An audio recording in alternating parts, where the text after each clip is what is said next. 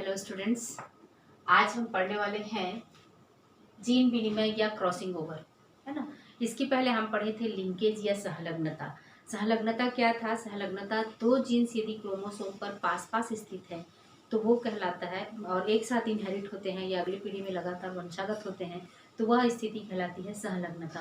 और सहलग्नता के just opposite है क्रॉसिंग ओवर, यानी कि जीन्स के अलग होने की, सेपरेशन होने की प्रक्रिया जो है वो क्रॉसिंग ओवर के अंतर्गत हम पढ़ेंगे कि यानी गुणसूत्र पर स्थित दो जीन्स के अलग होने की परिघटना है, और सहलग्नता दो जीन्स के साथ साथ अगली पीढ़ी में जाने की परिघटना है। तो दो कॉन्सेप्ट अलग अलग है। लिंकेज अलग है, जो पास पास स्थित है जीन्स उसका है, और क्रॉसिंग ओवर जो होता है वो दूर दूर स्थित जीन्स के कारण होता है, माने एक ही क्रोमोसोम पर दूर दूर स्थित जीन्स के कारण होता है। तो कई बार क्या होता है, लिंकेज की स्थिति में जीन्स तो हमेशा एक ही क्रोमोसोम पर स्थित होते हैं और लिंकेज उनमें पाया जाता है। जनरली एक क्रोमोसोम के जीन्स जो होते हैं वो अगली पीढ़ी में इनहेरिट हो जाते हैं, लेकिन लिंकेज होने के बावजूद भी कभी कभी माने इनके जीन्स के बीच में दूरी अधिक होने के कारण इनमें क्या हो जाता है, आपस में गुणसूत्र के खंडों की अदला बदली हो जाती है। गुणसूत्र के क्रोमेटिड्स की, अर्ध गुणसूत्रों की खंडों के बीच में जीन्स की अदला बदली हो जाती है और उसके फलस्वरूप नए संयोजन बनते हैं, है ना। तो जीन्स के इस प्रकार की अदला बदली को क्या कहेंगे? क्रॉसिंग ओवर कहेंगे। और नए संयोजन बनने की घटना होने के कारण इसको क्या कहेंगे? पुनर्संयोजन या रिकॉम्बिनेशन भी कहा जाता है। और जो उसके फलस्वरूप जो संतान प्राप्त होंगे और उस प्रकार के जो गैमेट्स या संतानें प्राप्त होंगी वो रिकॉम्बिनेंट्स कहलाएंगे। तो इस प्रकार की ये परिघटना क्या कहलाएगी? जीन्स के अदला बदली के फलस्वरूप नए संयोजन बनने की घटना रिकॉम्बिनेशन कहलाएगी। रिकॉम्बिनेशन भी पूछेगा तो आपको यही बताना है, और क्रॉसिंग ओवर पूछेगा तो भी यही बताना है। तो दोनों के बीच में जीनों का विनिमय की प्रक्रिया जीन विनिमय या क्रॉसिंग ओवर कहलाएगा, और वही रिकॉम्बिनेंट्स बनने की प्रक्रिया क्या कहलाएगी? उसके फलस्वरूप रिकॉम्बिनेंट्स बनते हैं, तो रिकॉम्बिनेंट्स बनने की प्रक्रिया रिकॉम्बिनेशन कहलाएगी। तो इसलिए एक साथ पढ़ते हैं हम पुनर्संयोजन या रिकॉम्बिनेशन एंड क्रॉसिंग ओवर। ठीक है, तो क्रॉसिंग ओवर वास्तव में कहाँ पर पाया? इसकी परिभाषा देख लीजिए। समजात गुणसूत्रों के नॉन सिस्टर क्रोमेटिड्स के मध्य, माने वह भौतिक परिघटना है, आप यहाँ पर और जोड़ लीजिएगा कि क्रॉसिंग ओवर वह भौतिक परिघटना या फिजिकल फिनोमेनन है जिसके अंतर्गत समजात गुणसूत्रों अर्थात होमोलॉगस क्रोमोसोम के नॉन सिस्टर क्रोमेटिड्स के मध्य खंडों का विनिमय होता है एवं नए संयोजन बनते हैं। अब किसको होमोलॉगस क्रोमोसोम कहेंगे और किसको नॉन सिस्टर क्रोमेटिड्स कहेंगे, यहाँ समझते हैं हम। देखिए, ये देखिए, पहले हम सबसे पहले एक गुणसूत्र बनाए हैं। गुणसूत्र क्या होता है? जोड़े में स्थित होता है ना। गुणसूत्र क्या है? ये पहला जोड़ा है जिसमें दो गुणसूत्र स्थित हैं, ये दोनों आपस में होमोलॉगस हैं, या दोनों क्या है? ये समजात गुणसूत्र हैं। ये क्या है? समजात या होमोलॉगस गुणसूत्र है। होमोलॉगस क्रोमोसोम्स हैं आपस में, जिनमें पहले क्रोमोसोम पर कैपिटल ए और कैपिटल बी जीन है और दूसरे क्रोमोसोम पर स्मॉल ए और स्मॉल बी जीन है। आगे की ओर जब विभाजन, ये मियोसिस के फर्स्ट प्रोफेज के फर्स्ट पैकेटिन स्टेज में पाया जाता है। ये बाद में हम बताएंगे और डिटेल में इसको। सबसे पहले देखिए कि होमोलॉगस क्रोमोसोम किसे कहेंगे। होमोलॉगस क्रोमोसोम, दो जोड़े के दोनों क्रोमोसोम आपस में क्या है? होमोलॉगस क्रोमोसोम है। जब विभाजन की अवस्था होती है इसमें, तो विभाजन के समय प्रोफेज अवस्था में, है ना, विभाजन की अर्धसूत्री कोशिका विभाजन की प्रोफेज अवस्था में उसमें 5 अवस्थाएं पाई जाती हैं। पहला होता है क्या? प्रोफेज का पहला स्टेज होता है, पहला स्टेज लेप्टोटीन होता है। लेप्टोटीन के बाद, लेप्टोटीन में तो ये क्रोमोसोम स्पष्ट होते हैं। उसके बाद जाइगोटीन अवस्था जो स्थित होती है उसमें दोनों होमोलॉगस के जोड़े जो होते हैं वो पास पास आते हैं, एक दूसरे से पेयरिंग करते हैं। तो पेयरिंग करते हैं उस समय दोनों एक दूसरे के पास पास आ जाते हैं होमोलॉगस क्रोमोसोम। उसके बाद जब विभाजन की अगली प्रवस्था आती है तो क्रोमोसोम्स के जो क्रोमेटिड्स होते हैं, यानी अर्ध गुणसूत्रों के अर्ध गुणसूत्र जो होते हैं वो स्पष्ट हो जाते हैं। गुणसूत्र के भीतर में भी अर्ध गुणसूत्र होते हैं, प्रत्येक गुणसूत्र का एक और अर्ध गुणसूत्र होता है। तो ये अर्ध गुणसूत्र जो होता है वो नेक्स्ट स्टेज में, पैकेटिन स्टेज में, पहला स्टेज क्या था? लेप्टोटीन में ये होमोलॉगस क्रोमोसोम क्लियर होते हैं। उसके बाद जाइगोटीन स्टेज में दोनों की पेयरिंग होती है, और पेयरिंग के बाद, जाइगोटीन के बाद पैकेटिन स्टेज जब होता है तब उसमें क्या? क्रोमेटिड्स क्लियर हो जाते हैं। इस तरह से देखिए, प्रत्येक गुणसूत्र के 2 क्रोमेटिड दिख रहे हैं, इस तरह से देखिए ये capital A capital B capital A capital B, ये 2 क्रोमेटिड्स बन गए। तो ये हो गया एक गुणसूत्र के 2 क्रोमेटिड, ये एक गुणसूत्र है इसमें से, और ये है दूसरा गुणसूत्र का ये 2 क्रोमेटिड्स।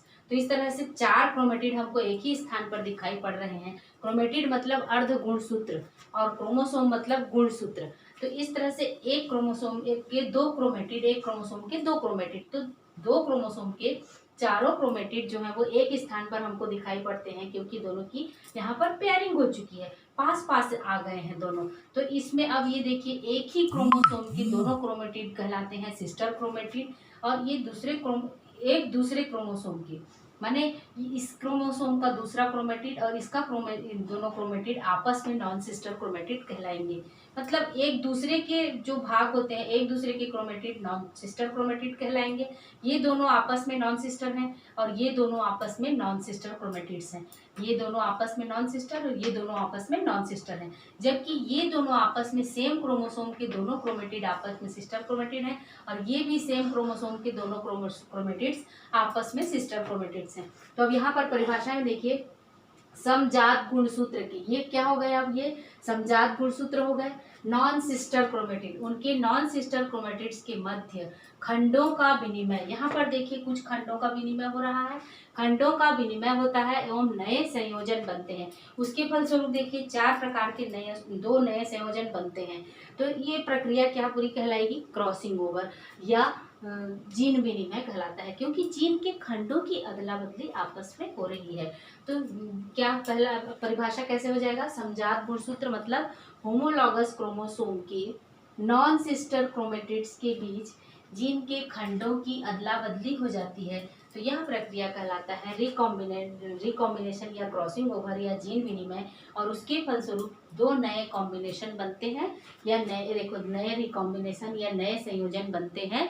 यह प्रक्रिया कहलाती है क्रॉसिंग ओवर। अब क्रॉसिंग ओवर किस पर कहाँ कौन से फेज में दिखाई पड़ता है कहने से आपको याद करना है, ये मियोसिस के अर्धसूत्री कोशिका विभाजन के प्रोफेज फर्स्ट के पैकेटिन स्टेज में दिखाई पड़ता। पैकेटिन स्टेज में वास्तव में इनमें क्या होता है, पेयरिंग होती है, क्रॉसिंग होता है, और जहाँ जिस स्थान पर ये क्रॉस होते हैं उस स्थान को कियाज्मा कहा जाता है ना। जिस स्थान पर ये एक दूसरे से मिलते हैं और लिपटते हैं और जहाँ पर पॉइंट बनता है वो जहाँ से जुड़ते हैं वो स्थान कहलाता है कियाज्मा कहलाता है, ठीक है। और ये डिप्लोटिन स्टेज में दिखाई पड़ते हैं। तो सेल डिवीजन के मैंने अर्धसूत्री के प्रोफेज में 5 फेज हैं, याद करना पड़ेगा वो आप लोग को। सबसे पहला स्टेज क्या है, लेप्टोटीन, दूसरा स्टेज है जाइगोटीन, तीसरा स्टेज है पैकेटिन, और चौथा स्टेज है पैकेटिन के बाद डिप्लोटीन। तो डिप्लोटीन स्टेज में यह स्टेज दिखाई पड़ता है, और उसके बाद लास्ट है वो डाइकाइनेसिस। तो होता कब है कहने से क्या होगा, पैकेटिन स्टेज होगा, और दिखाई कब पड़ता है तो वो डिप्लोटिन स्टेज में दिखाई पड़ता है। तो ये प्रोफेज अवस्था के प्रोफेज के बाद में आता है मेटाफेज। तो प्रोफेज जैसे ही कंप्लीट होता है उसके बाद गुणसूत्र क्या होते हैं मेटाफेज में एक बीच में स्थित होते हैं इक्वेटर पर कोशिका के, इस तरह से कोशिका है तो बीच में सारे गुणसूत्र स्थित होते हैं इस तरह से। और जब एनाफेज की स्थिति आती है तो गुणसूत्र जो होते हैं वो विपरीत सिरे की ओर जाने लगते हैं। तो जैसे ही वो विपरीत सिरे की ओर जाने लगते हैं, ये दूर दूर होते हैं, एक दूसरे से अलग होते हैं, क्योंकि उनको अलग अलग कोशिकाओं की ओर जाना है, अलग अलग ध्रुवों की ओर जाना है। तो उस समय अलग जब होते हैं तब इनके खंड जो है वो टूट जाते हैं और आपस में एक दूसरे से रीयूनाइट हो जाते हैं, फिर से जुड़ जाते हैं। माने इसका खंड जो है वो पहले वाले क्रोमोसोम का खंड दूसरे वाले इस हिस्से को लेकर अलग हो जाता है, और दूसरा वाला जो होता है वो इसके हिस्से को लेकर अलग हो जाता है। मतलब गुणसूत्र के खंडों की इस तरह से अदला बदली हो रही है। तो ये प्रक्रिया कहलाता है क्रॉसिंग ओवर। और ये किस पर डिपेंड करता है, ये डिपेंड करता है क्रॉसिंग ओवर जो जीन्स के बीच की दूरी पर। यहाँ पर देखिए crossing over is directly proportional to D, है ना। तो क्रॉसिंग ओवर कब होता है, जब जीन्स के बीच में दूरी अधिक होती है तो क्रॉसिंग ओवर की संभावना अधिक होती है, ठीक है। तो ये अभी इतनी बातें जो हैं इसमें क्या होता है, सबसे पहले गुणसूत्र की पेयरिंग होती है। एक थ्योरी दिया गया है स्ट्रेन थ्योरी। तो सबसे पहले क्या होता है, पैकेटिंग स्टेज में पेयरिंग होती है। पेयरिंग के फलस्वरूप इतने पास पास आ जाते हैं कि गुणसूत्र के क्रोमेटिड्स जो है वो एक दूसरे से लिपट जाते हैं, और लिपटने के कारण दोनों में बहुत पास होकर लिपट कर ऐंठने लगते हैं, तो उनमें तनाव उत्पन्न होता है, और तनाव के फलस्वरूप फिर विशेष जगहों से वो जुड़ जाते हैं, और जहाँ पर जुड़े रहते हैं वहीं से क्रोमेटिड्स की जब अलग होने की स्थिति आती है वहाँ पर वो टूट जाते हैं, और एक का खंड दूसरे के साथ और दूसरे का खंड जो है वो जीन का खंड पहले के साथ आ जाता है, और जीन्स की अदला बदली हो जाती है, और ये प्रक्रिया कहलाती है क्रॉसिंग ओवर।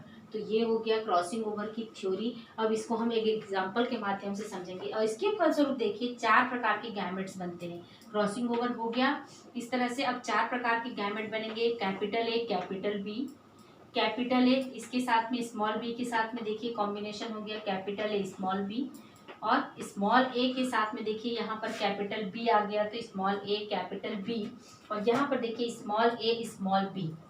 ठीक है, इस तरह से 4 कॉम्बिनेशन हमको प्राप्त हुए। इसी तरह के कॉम्बिनेशन उसमें प्राप्त होते थे मेंडल के नियम में, लेकिन यहाँ पर हमको क्या हो रहा है, जीन्स की अदला बदली के कारण हो रहा है, और वहाँ पर क्रोमोसोम से एक दूसरे के साथ जाने के कारण होता था।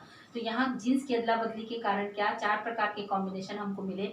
उसमें से 2 जो थे वो तो सेम पेरेंट्स के समान थे, ए कैपिटल बी स्मॉल बी, जो दोनों पेरेंट क्रोमोसोम लिए थे उसी के आधार पर थे। दो गैमेट्स या 2 युग्म पेरेंटल मिले थे, जबकि 2 जो हमको मिले थे वो रिकॉम्बिनेंट्स मिले थे। मतलब एक दूसरे के साथ में जीन्स की यहाँ पर अदला बदली हो गई है। ये क्या कहलाएंगे, रिकॉम्बिनेंट्स या नए संयोजन या पुनर्संयोजन ये कहलाएंगे। ठीक है, तो इसके फलस्वरूप 4 गैमेट्स का निर्माण होता है, और 2 नए पुनर्संयोजन या 2 नए रिकॉम्बिनेंट्स मिलते हैं, और 2 पेरेंटल कॉम्बिनेंट्स मिलते हैं। ठीक है, पेरेंटल कॉम्बिनेशन वाला मिलता है गैमेट, और 2 रिकॉम्बिनेंट्स गैमेट्स मिलते हैं। तो इसके फलस्वरूप 2 अलग प्रकार के संयोजन का विकास होता है, और ये विकास की प्रक्रिया में सहायक होता है। तो रब करते हैं और फिर बताते हैं कि क्रॉसिंग ओवर कितने प्रकार का होता है। क्रॉसिंग ओवर जो है कियाज्मा बनने की संख्या के आधार पर 4 प्रकार का होता है। कियाज्मा कितने प्रकार के हैं, कियाज्मा बनने की संख्या के आधार पर, यदि गुणसूत्रों के पहला होता है एक ही कियाज्मा का निर्माण हो रहा है तो इसको एकल क्रॉस ओवर, एकल या सिंगल क्रॉसिंग ओवर कहा जाता है। सिंगल क्रॉसिंग ओवर है ना, मतलब यदि एक ही कियाज्मा का गुणसूत्रों के बीच में यदि एक ही जगह पर कियाज्मा या आपस में एक जगह पर जुड़ रहे हैं और कियाज्मा का एक कियाज्मा का निर्माण हो रहा है और गुणसूत्रों के खंडों की अदला बदली हो रही है तो वो कहलाएगा सिंगल क्रॉसिंग ओवर। उसी तरह से यदि एक के अलावा 2, यदि 2 जगहों पर आपस में गुणसूत्र आपस में मिल रहे हैं तो वो कहलाएगा डबल क्रॉसिंग ओवर। ठीक है, 2 गुणसूत्र आपस में मिल रहे हैं तो क्या कहलाएगा, डबल क्रॉसिंग ओवर। ठीक है, 2 गुणसूत्र यदि 2 जगहों पर आपस में मिलकर 2 कियाज्मा का निर्माण कर रहे हैं तो वो कहलाता है डबल क्रॉसिंग ओवर। और यदि 2 से अधिक है ना, 2 से अधिक जगहों पर यदि आपस में क्रोमेटिड्स मिल रहे हैं और जीनों की अदला बदली हो रही है तो वह कहलाता है पॉली क्रॉस ओवर। ठीक है, पॉली क्रॉसिंग ओवर या बहु पॉली क्रॉसिंग ओवर। ठीक है, तो ये 3 प्रकार पाए जाते हैं। एक जगह पर कियाज्मा का निर्माण हो रहा है तो सिंगल क्रॉसिंग ओवर, यदि 1-2 जगह पर निर्माण हो रहा है इस तरह से कियाज्मा का निर्माण तो डबल क्रॉसिंग ओवर, और 2 से अधिक जगहों पर हो रहा है तो वो पॉली क्रॉसिंग ओवर कहलाता है। तो ये हो गया क्रॉसिंग ओवर का प्रकार। हम एक उदाहरण के माध्यम से अब इसके क्रॉसिंग ओवर की आवृत्ति यानी कि जीन विनिमय की आवृत्ति ज्ञात करना हम सीखते हैं, किस तरह से ज्ञात किया जाता है। तो एक उदाहरण के माध्यम से हम समझते हैं। अब देखते हैं हम क्रॉसिंग ओवर की आवृत्ति किस तरह से ज्ञात करते हैं, इसको हम एक एग्जाम्पल के माध्यम से देखते हैं। एक हेट्रोजीनस कंडीशन वाला डाई हाइब्रिड क्रॉस हम करके देखते हैं, जैसे मेंडल T.H. मॉर्गन ने इसको करके दिखाया था, डाई हाइब्रिड क्रॉस। ठीक है, तो हम 2 ड्रोसोफिला की फ्लाई को लेते हैं। एक फ्लाई लेते हैं ग्रे बॉडी और लॉन्ग विंग। ग्रे बॉडी और लॉन्ग विंग, ग्रे के लिए हम क्या लिए थे, बॉडी के लिए, ग्रे बॉडी के लिए कैपिटल बी लिए थे, और लॉन्ग विंग के लिए कैपिटल वी लिए थे, है ना, कैपिटल वी। तो ग्रे बॉडी और लॉन्ग विंग का हेट्रोजीनस कंडीशन को हम लेते हैं और उसका यदि टेस्ट क्रॉस किसको कहा जाता है कि कोई भी F1 जनरेशन का हेट्रोजीनस वाला पेरेंट्स संतान है उसके साथ में यदि वह टोटल रिसेसिव है ना, पूरी तरह से रिसेसिव फीमेल के साथ में यदि उसका क्रॉस करा दिया जाए, रिसेसिव मेल के साथ में, कोई भी मेल हो चाहे फीमेल हो लेकिन रिसेसिव के साथ में क्रॉस कराया जाता है तो वो टेस्ट क्रॉस कहलाता है। यह हम उसमें पढ़ चुके हैं मेंडल के नियम का जब क्रॉसिंग कर रहे थे तब। तो T.H. मॉर्गन ने इस तरह का क्रॉस करके दिखाया कि ये इस तरह से यदि क्रॉस किया जाता है कि फर्स्ट F1 जनरेशन का हेट्रोजीनस को यदि टोटल रिसेसिव किसी भी मेल के साथ में हेट्रोजीनस फीमेल को रिसेसिव मेल के साथ में क्रॉस कराएंगे तो टेस्ट क्रॉस का जो रिजल्ट प्राप्त होता है उसके आधार पर हम कितने रिकॉम्बिनेंट्स मिलते हैं वो देखते हैं। तो सबसे पहले तो गैमेट बनाना सीखना है। गैमेट बनाते हैं तो इसमें देखिए हेट्रोजीनस कंडीशन है तो इसमें गैमेट्स कैसे बनेगा, कैपिटल बी और कैपिटल वी एक गैमेट ऐसा बनेगा। फिर कैपिटल बी के साथ में स्मॉल वी का गैमेट बनेगा, स्मॉल बी के साथ में कैपिटल वी का बनेगा इन दोनों का। उसके बाद स्मॉल बी और स्मॉल बी और स्मॉल वी का एक बनेगा। तो इस तरह से 4 गैमेट्स का निर्माण होगा हेट्रोजीनस कंडीशन वाली फीमेल से 4 अंडों का या 4 ओवम का निर्माण होगा। उसके बाद यहाँ पर ब्लैक बॉडी और वेस्टिजियल विंग, ये रिसेसिव है, पूरी तरह से अप्रभावी है, तो इसके फलस्वरूप गैमेट्स क्या प्राप्त होंगे, सिर्फ एक ही टाइप के प्राप्त होंगे, स्मॉल बी और स्मॉल बी, इस तरह के एक ही प्रकार का गैमेट प्राप्त होगा।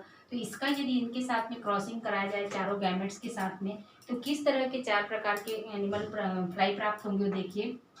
सबसे पहले देखिए कैपिटल बी और कैपिटल वी की क्रॉसिंग इसके साथ करेंगे तो हमको किस तरह से प्राप्त होगा, capital B small B capital V small V. तो अब यहाँ पर किस तरह का एनिमल फ्लाई कैसी होगी, इसकी फ्लाई होगी क्यों, चूंकि यहाँ पर कैपिटल बी है माने ग्रे बॉडी है, कैपिटल वी है मतलब लॉन्ग विंग है। तो ये पहला फ्लाई प्राप्त होगा ग्रे बॉडी और लॉन्ग विंग जो हमको पेरेंटल कॉम्बिनेशन में था वैसा ही प्राप्त हुआ। तो इसकी संख्या हमको मिलती है 63। दूसरा हमको मिला देखिए कैपिटल बी स्मॉल वी। तो कैपिटल बी है मतलब बॉडी कैसा होगा, ग्रे होगा, लेकिन दोनों स्मॉल वी है मतलब कैसा होगा, यहाँ पर देखिए स्मॉल वी के लिए हम क्या लिए थे, वेस्टिजियल।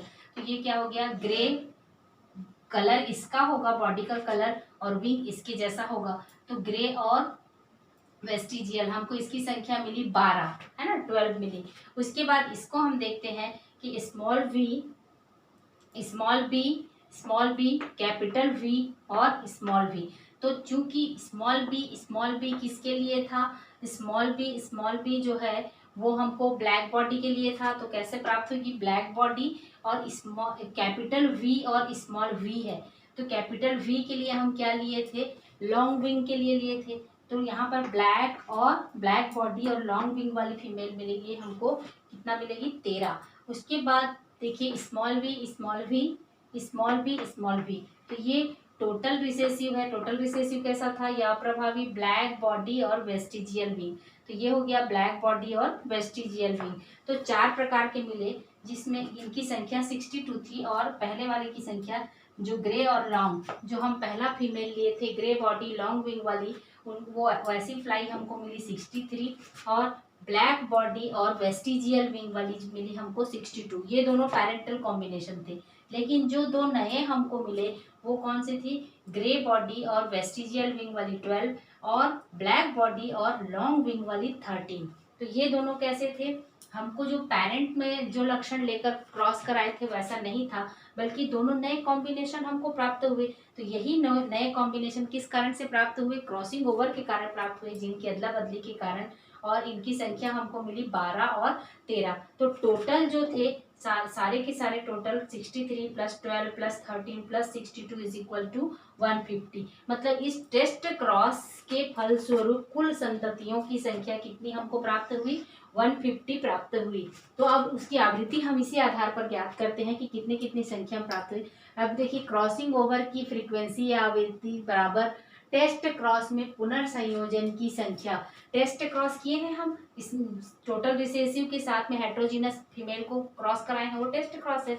तो अब टेस्ट क्रॉस में पुनर्संयोजन की संख्या, पुनर्संयोजन माने रिकॉम्बिनेंट्स की संख्या कितनी है, 12 + 13, ये देखिए 12 + 13 अपॉन टेस्ट क्रॉस की कुल संततियों की संख्या इंटू 100, यहाँ पर लिखना है आपको इंटू 100, ठीक है।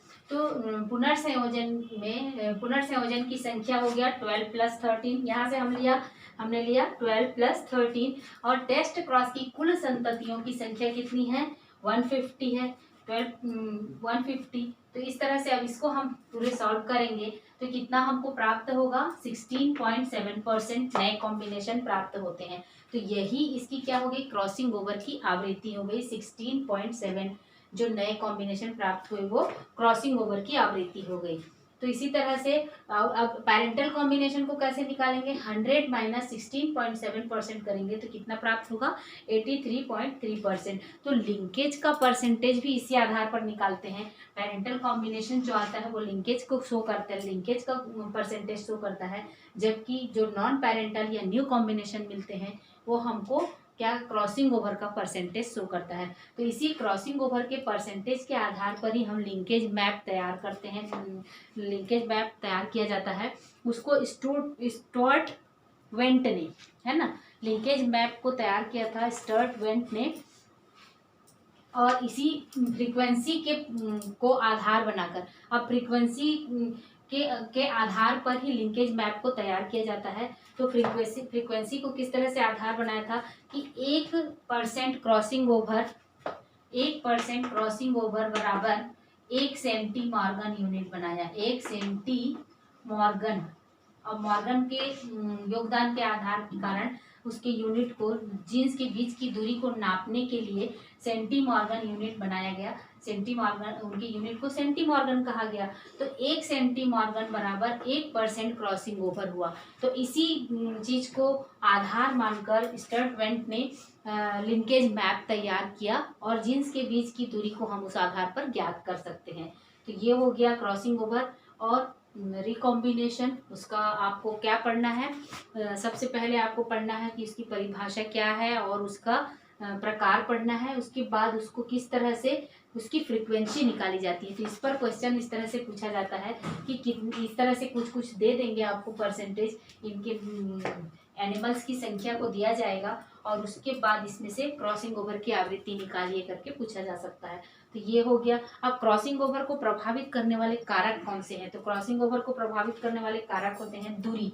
जैसे दो जीन्स के बीच में दूरी, हम जब उसका वो समझा रहे थे तो बताए थे, है ना, कॉन्सेप्ट समझा रहे थे, तो दो जीनों के बीच में यदि दूरी अधिक है, ए और बी, तो इनकी दूरी जो अधिक है तो इनमें क्रॉस होने की संभावना अधिक है और क्रॉसिंग ओवर की संभावना अधिक है। तो दूरी अधिक होने पर क्रॉसिंग ओवर बढ़ जाता है और दूरी कम होने पर क्रॉसिंग ओवर कम हो जाता है। उसी तरह से ताप है, ताप भी प्रभावित करता है कि अधिक ताप है तो क्या होगा, क्रॉसिंग ओवर की संभावना अधिक हो जाएगी। उम्र प्रभावित करता है, जैसे कि उम्र अधिक है तो क्रॉसिंग ओवर की संभावना कम हो जाएगी, क्योंकि फिजियोलॉजिकल एक्टिविटीज जो होती हैं वो गैमेट्स में कम हो जाती हैं, जिसके कारण माने रिप्रोडक्टिव ऑर्गन्स में, जिसके कारण जो है वो क्रॉसिंग ओवर की संभावना कम हो जाती है और नए कॉम्बिनेशन हमको कम मिलते हैं। उसी तरह से जैसे रसायन दिया गया है, लास्ट पॉइंट, रसायनों के उपचार से भी क्रॉसिंग ओवर की फ्रीक्वेंसी कम या अधिक हो सकती है और नए कॉम्बिनेशन उसके फलस्वरूप बनते हैं या क्रॉसिंग ओवर होता है। तो क्रॉसिंग ओवर को प्रभावित करने वाले मुख्य 4 कारक हैं, कौन कौन से, दूरी, ताप,